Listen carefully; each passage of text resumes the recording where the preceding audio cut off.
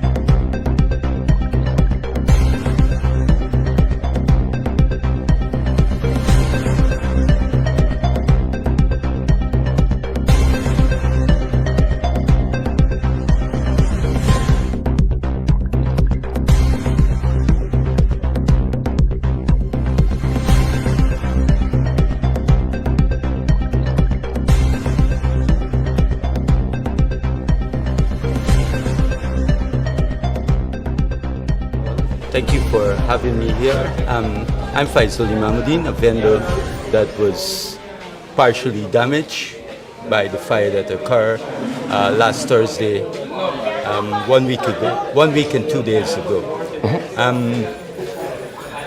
From the initial stage, from what I learned, the fire had started about 7:10 the evening.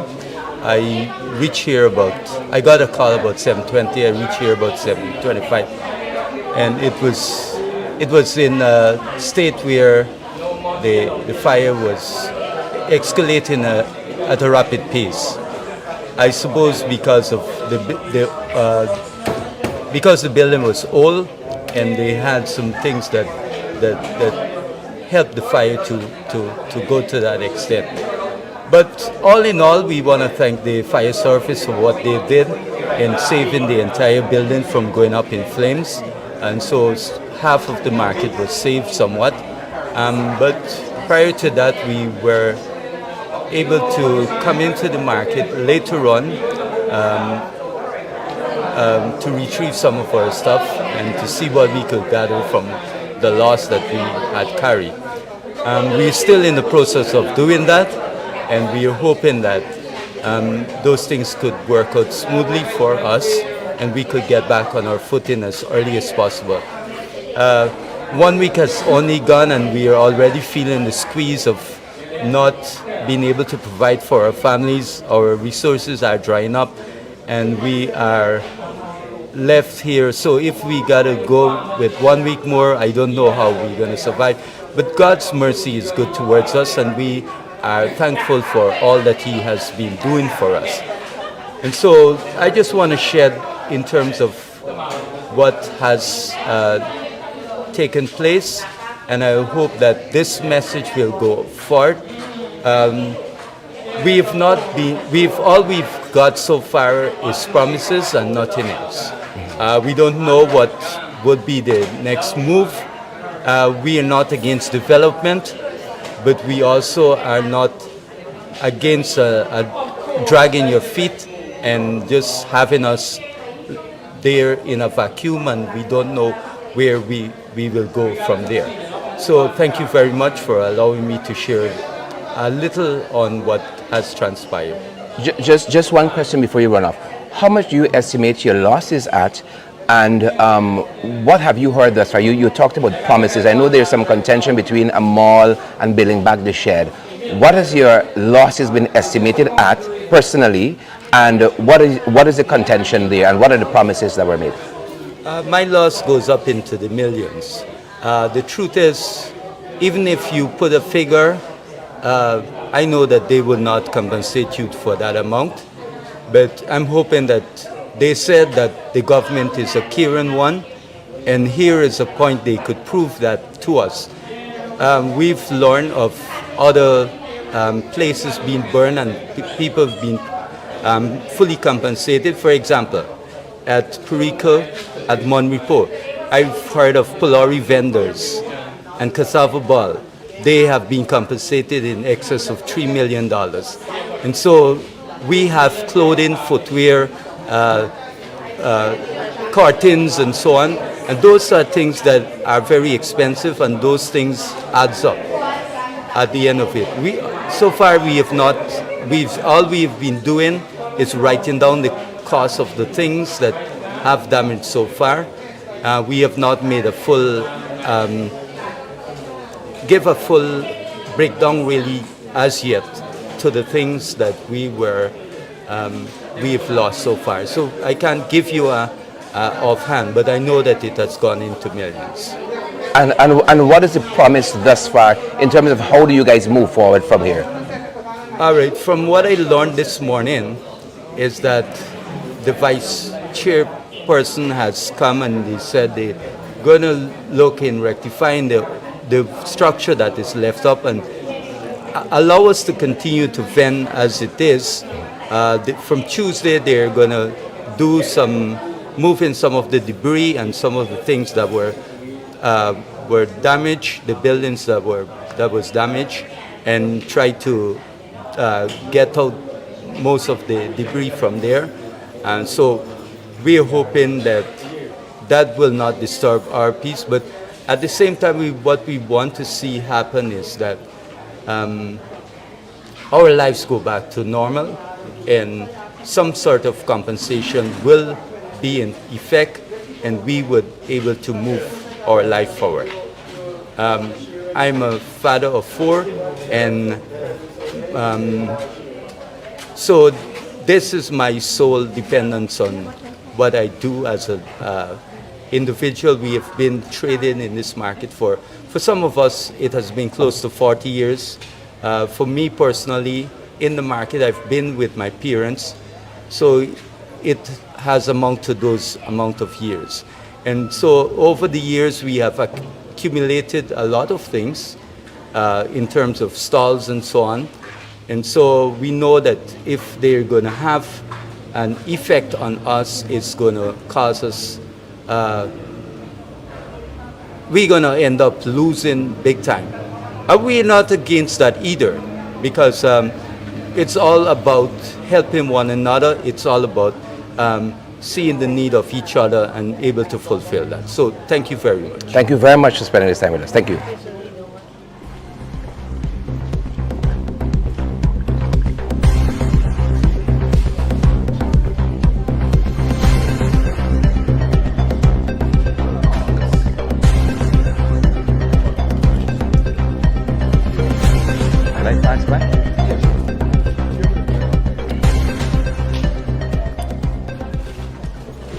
Actually, I wasn't here on the Thursday. I stayed home to clean up and whatever. And then I heard that the market was on fire. And so I rushed down. When I came down, it was on a big blaze, and so the roads were packed with vehicle and people, and even the fire really could not get in. So after that, it go down a bit. The fire go right down. And so when we came the day we couldn't come in, they said we cannot. They give 1 week after. It was today's Friday, it was Wednesday. We get to come in. What is spoiled, already spoiled. We take out some things already and take them home to dry and stuff. So this is what left here now. And I don't know what next, because this is all we're depending on. I have a husband who's very sick for 20 years now. He did surgery upon surgery.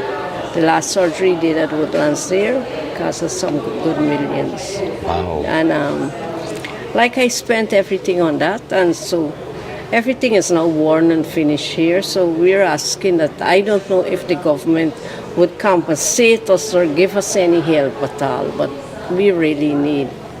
I noticed you all had a meeting earlier on with the vice chairman of the region. Well, she came to abuse us with her family, and that is not what we're looking for. We're looking for peace. We are a very peaceful family, and the vendors are very peaceful here. And we're looking that people should come, like how we all came here, and talk to us nice and, offer some kind of help to us. Have you heard anything else from the authorities on the way forward after this fire? Well, all they're saying to us that they're doing a mall here, which you heard that it's not good enough for the palm room. So we know that can't work here, because the palm room will pull that into it. And so everything else will finish then. All right. Thank you so much for your comment, and we wish your husband the best. Thank you. My daughter Star also is born right Wow. down to ground. And now you're going to my son. Thank you. How much are you estimating your losses here? Well, it's so much that I can't give you that. If you go home by my house, the things I took home, they're all burned. But lots of them we're drying. These tables, we took them out and we're drying at home. All right. Thanks very much. I am here for the past September coming to be 10 years of working at the facility at the back here. And when I take over the facility, it wasn't in a proper order. And since I take it over, people congratulating me, oh, I have it, right? But when I start to work, they start to pay me nothing from 2013. Not a cent. People come and give me a $40, I'm content with it. Until 2015. I started $5,000 a month, right? And I'm still content with it until now. The toilet now, and when you flush over the gent side, the lady side pitching up on people bamsy, and nobody doing nothing, right? Sometimes somebody over the gent side, they flush the toilet, people know they over the lady side, whenever they have to jump up with their clothes, right? Then they jump up with their clothes, their whole skin messed up. I think something better could have been done with this toilet. Around the surrounding, the drain and cleaning. The great drain, sand and grass and whatever. I got to clean the drain sometimes, just so the water get out. Sometimes the other man's dirty in the back of the drain, what I for clean. But I'm still cleaning it, because it's my job. Now, a lady by the name of Miss Beatrice Parks, at the girl's hand break, I'm still working. I'm working with this left hand. A girl from town by the name of Marvel just come and sell disinfector. She said, you working with this break and let her help you. Mr. Sokol, God bless, he ain't working anymore now. He cursed me about so, but excuse me, must cunt and whatever. Till an Indian man in the bus comes and say, wait, this girl working with you and you're cussing like this? He said, if this girl had an inch of blood for me, I would have boxed you. I said, don't worry, though. I still continue working with this arm. So happened, the toilet getting more worse. The door breaking down, the back door, lady side up on one side, it 1 side inches. When you go in, it up on this one side like this. A lady now, you could peep through and see people pancake in the toilet. Nobody doing nothing. The gent side is the same thing. So I begging and I plead, it's my work. I got no other job about this. Even to my NIS, I don't get. So I'm begging. If you could do something for me, I would thankful in the name of the Almighty. How much are you paid monthly here? 35. $35,000. And now that the market has been damaged, what would you like to see become of it? I say if they could bring it back in a situation that everybody could do something, or because I out of a job right now, right? And everybody that will get destroyed, it is not easy, right? Because I wasn't around. Look, March month, I come in through the gate there, I follow, and it is one side, the whole market got dark. Then I go, nobody tell me nothing. I go to the hospital at Charity, then tell me what do it, I take an x-ray, nothing showing.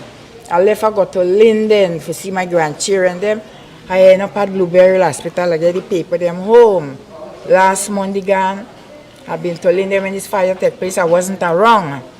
I went to Mackenzie Hospital. Look, I get the paper for come back here and take a therapy, right? So, but I still ain't giving up.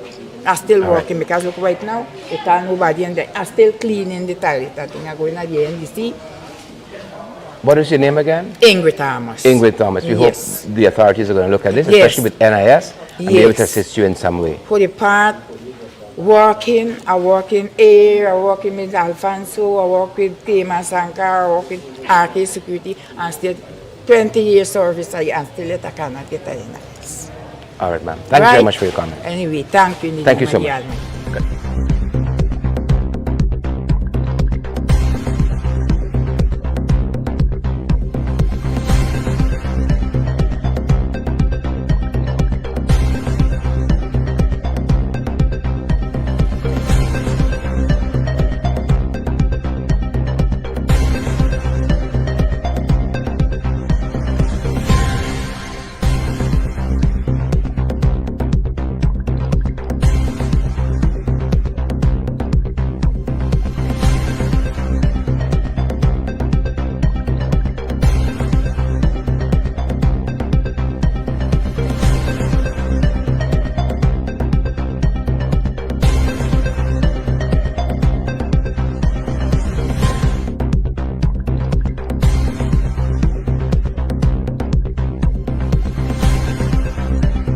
MP Holder, the market here at Charity was damaged in a portion over a week ago. What has been the progress since? What are the vendors saying, and what are the authorities saying at this end?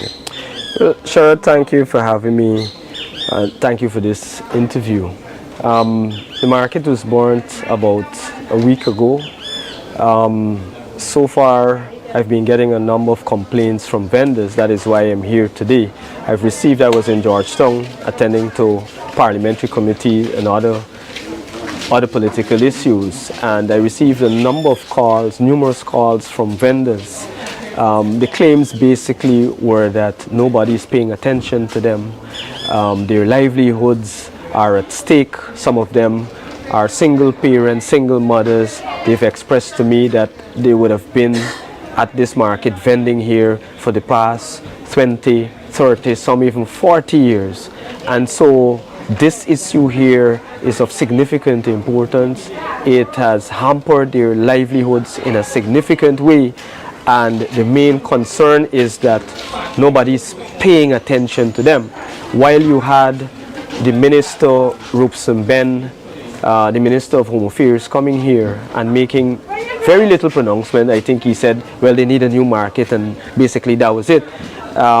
You had also Indar, I believe. I heard that Minister Indar was here, and the claim is that he said to the vendors, this is the claim, that they didn't start a fire, and so basically in terms of compensation, they wouldn't be given any compensation. At least that is what I would have learned from several of the vendors. So today I came here on an invite from the vendors, but as we came in here, myself and some other councillors from the RDC and NDC, APNO councillors, we would have learned that the vice chairman and a local team from the RDC was here. I think that they knew we were coming, and because of their inaction over the past week and the pressure that they know that we can put on them, they decided to finally come forward and to try to,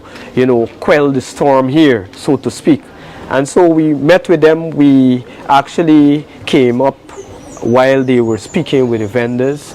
There were a number of things raised, a number of issues raised. The one vendor raised that she has no problem, or they have no problem with them building a mall here because there is talks about a mall, but they have several concerns. What would be the cost, for example, for them to hold a store? What would be the rental cost? Obviously, if you have a new facility, the charges might or might not remain the same. There are issues of accommodation. There are issues with other persons coming in. They're saying that the market is already cramped with people, and then obviously if you're building a new facility, you have to, there talks about accommodating those on the road. So they have a lot of issues here. They would have also raised the issue of compensation. Now I would have raised it also because I recognize that the vice chairman sort of ignored the question and completely. And so I raised it. I brought to his attention two examples rather. You had the example of the Perica market fire, where, at least according to the news, persons were compensated. Albeit you had some that complained to me that they were discriminated against. They would have been vending there for a long time and they received nothing. But largely, some persons at least were compensated there. I also raised the issue of the Monrepo market when you had that protest about a year ago where persons, protesters allegedly damaged some of the items that the vendors had, and I brought it to the vice chairman's attention and his team that within a matter of hours on a Sunday, persons received hundreds of thousands of dollars. Now that we're an oil-rich nation, I see today the World Bank has raised our status to a high-income country, and also the fact that when you look at the last local government elections, there were a lot of money to go around, a lot of grants sharing. There are reports of persons being offered randomly on the road cash.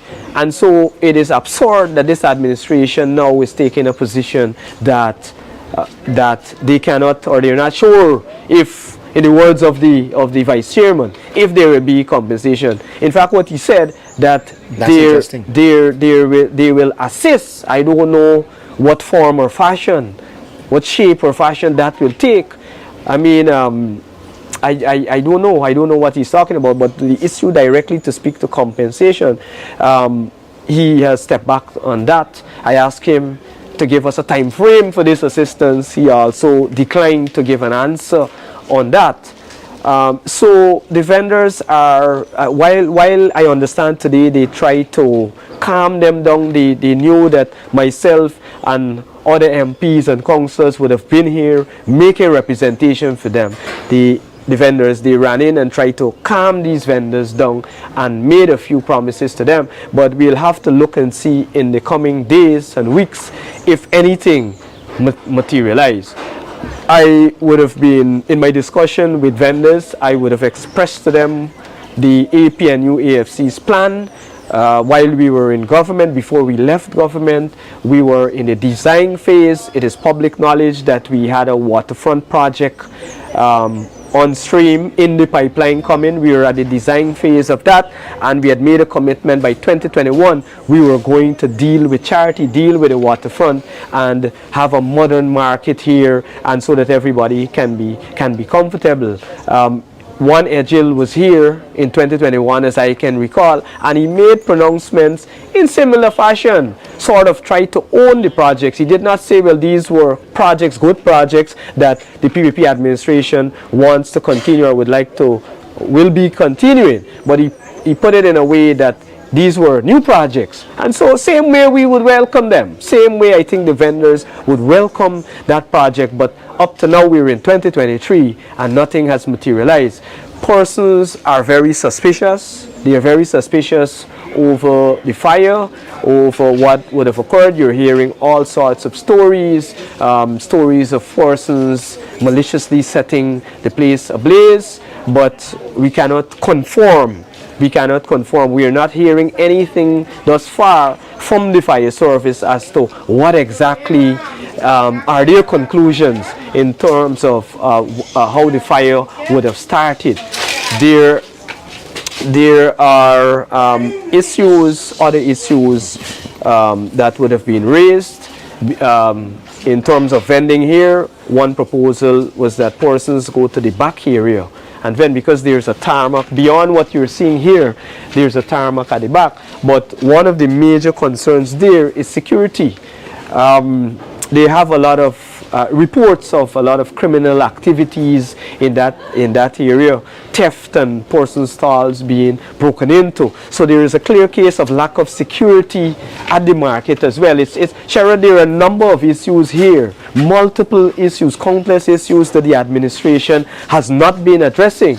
And I think that we just had local government election, and this gives the new administration fully controlled by the People's Progressive Party. This new council, they have a golden opportunity here to show what they can do for the the vendors of this market, and on a wider scale, the people of Charity. I want to touch on the fire itself. During the course of the fire and the firefighting, you would know that several firefighters were injured.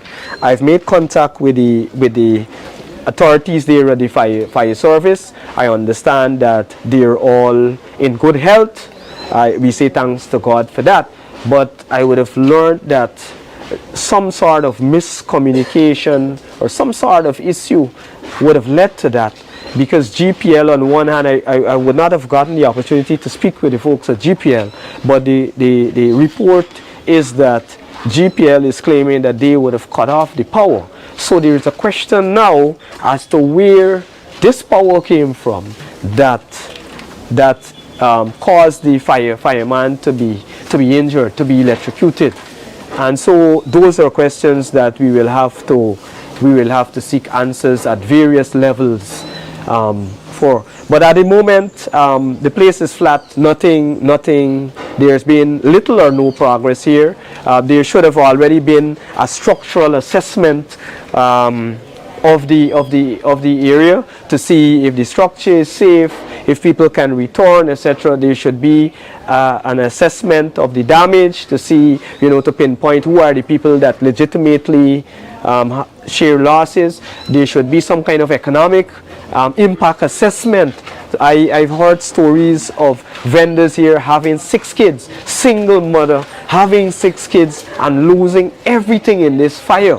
So I go back to the point, it's very absurd that the administration would have failed to offer any level of compensation to these vendors. What they did today was to offer some promises, but even in terms of compensation, they fell short. Thank you very much. This is an issue that we will pursue to ensure that the people can return to their livelihoods can return to some level of normalcy here, even as we push for development, even as we push for this charity market to be developed in a way that will be beneficial to the vendors and to the community. Thank you very much, MP Holder. Thank you so much.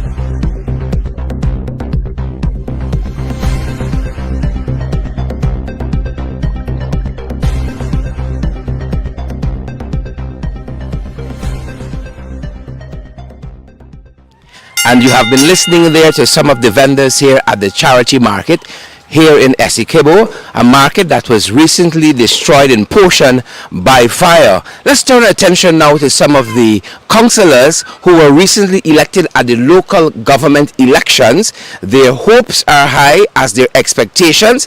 Here's what some of them had to say to us. Take a listen. My name is Audrey Garway, and I'm a councillor for Evergreen Paradise, NDC, and my constituency is constituency number 5. Now, Sherwood, our NDC has got a lot of challenges. The fact remains that APNU had 7 seats last council, and then because of the merging of constituencies, we end up with 5 seats this time around. What we find previously was that when our councillors, as the APNU councillors, put forward ideas and programs, they're never being carried out. Take, for instance, this is Westbury. Constituency 5 is called Westbury in the Evergreen Paradise NDC, and we have a play field. This play field service Dartmouth, Westbury, Bounty Hall, Perth, and further off. Because within this jurisdiction, there is just one other play field, and that is in Better Hope. But what we found that even though we were banging constantly to have it fixed, to date, since APNU left, came out of power, or was shoved out of power, nothing has been done. What they did was to lock the gates, put a padlock on the gate and leave it like that. And we've been asking, pleading, begging even, and nothing was done. We have a play park right outside the road from where I'm living, and the pavilion was taken down, the fence is left to deteriorate, no weeding, no filling, nothing was done to it since. It's just there, like a, well, I would say a pasture now, right? We have a road where in Westbury there is one side they have the old road, and in the scheme there is one entry and the same you use as exit, right?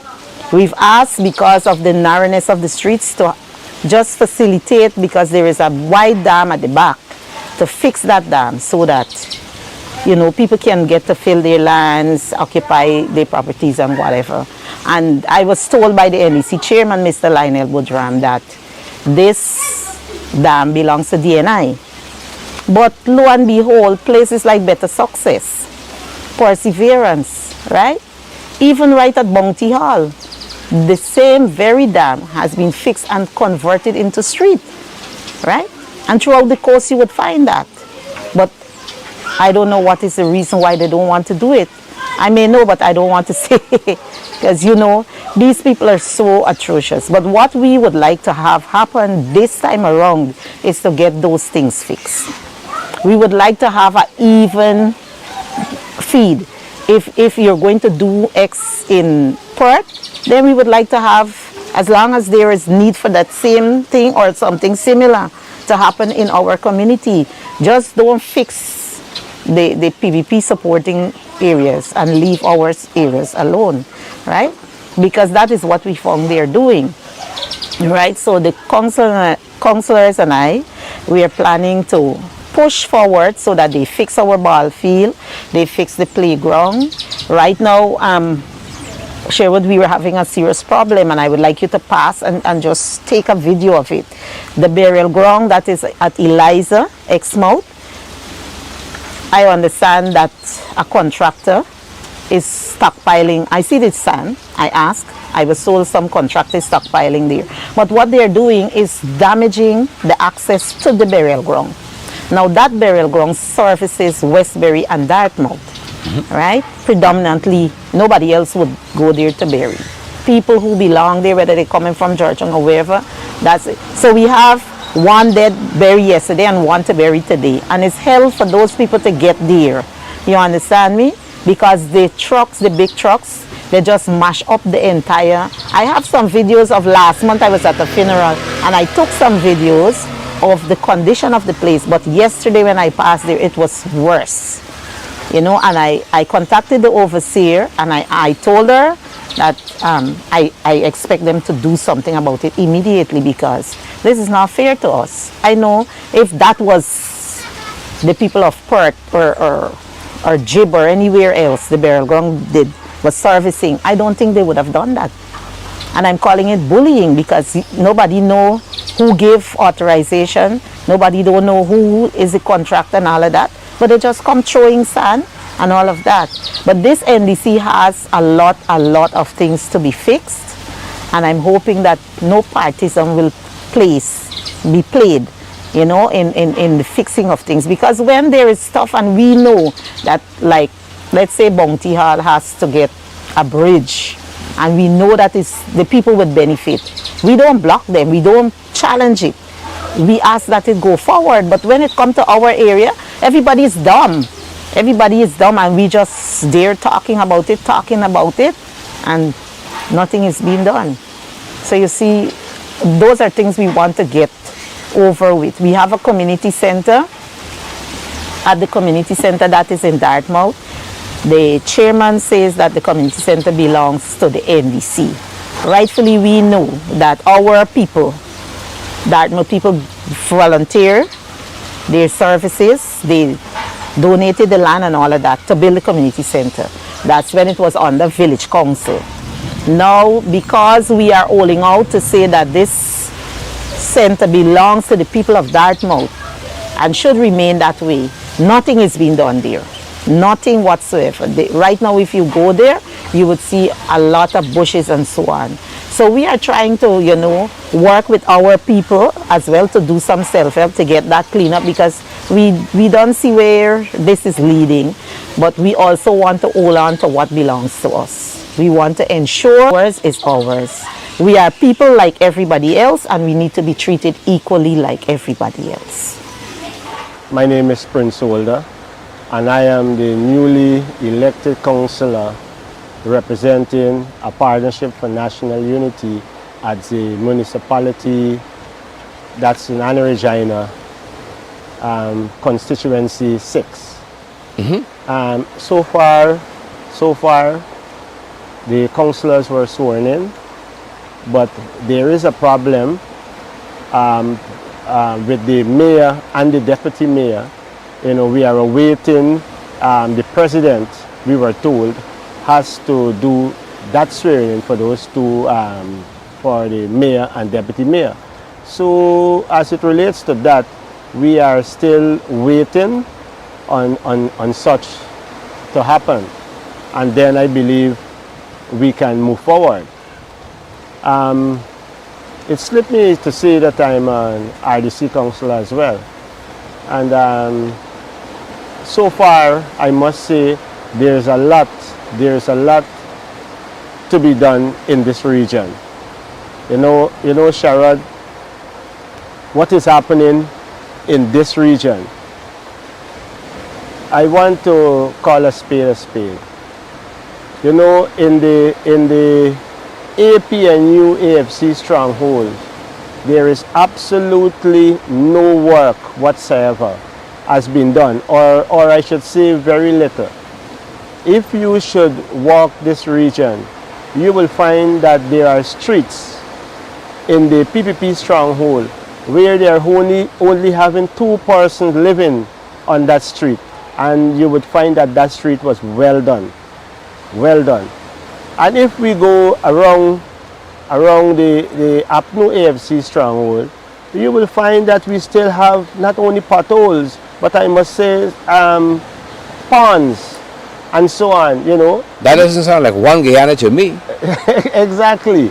You know, we are an oil-rich nation, and we could understand in the past, you know, if the country didn't have money and so forth. But we are an oil-rich nation. Guyana, we are a rich country, you know. And to see at this stage what is happening in APNU AFC stronghold is definitely a shame. I would say we are far away from one Guyana. Now, if I should say, I believe this installed government is very barefaced. in my constituency, you find that they're also doing walkways and dam, making that to roads, and nobody or people is hardly using those walkways and dams, right? Where the dam has been located, there's a big trench. And every single person that living across that dam, they have their bridge to the main road. And what I want to say here is that the main roads has not been done only or simply because it's APNU AFC stronghold, and that is some of the problems we are facing in this region. You know, Sharad, as a councillor, I would have visited the persons that live in, or I must say, might have the cause to use that dam that they make to a road. And they are all upset. They disagree with the government because they're saying, look, our major roads where vehicle traverse the entire day, nothing has been done. Look, I would have raised this concern also at the RDC level, and all that you're hearing that it will fix by 2025. So that tells me maybe when the elections are called, they're gonna try and do something to see how good or how best they can buy some votes in our stronghold. You know, so that is how the PPP operates in this region.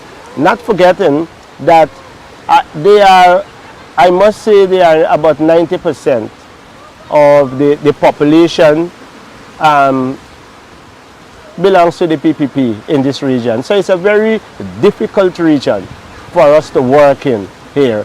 But yet still you're hearing, when you go to these meetings, they're talking about one Guyana. But in reality, there is no such thing as one Guyana.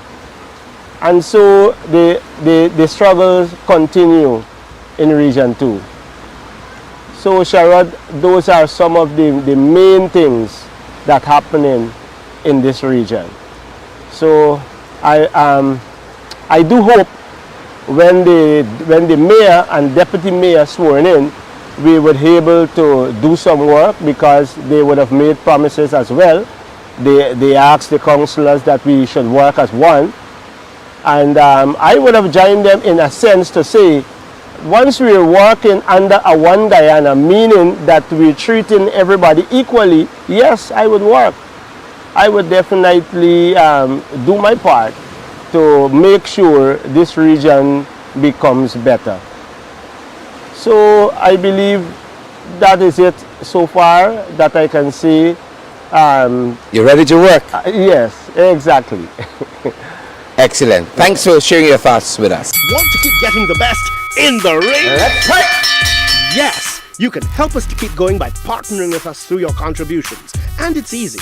Send us a daily, weekly or monthly donation, whichever is most convenient to you. Cash App at $in-the-ring592, Zelle and PayPal in-the-ring592@gmail.com, or WhatsApp us on 627-6963 for how to contribute via MoneyGram and Western Union, and for MMG payments.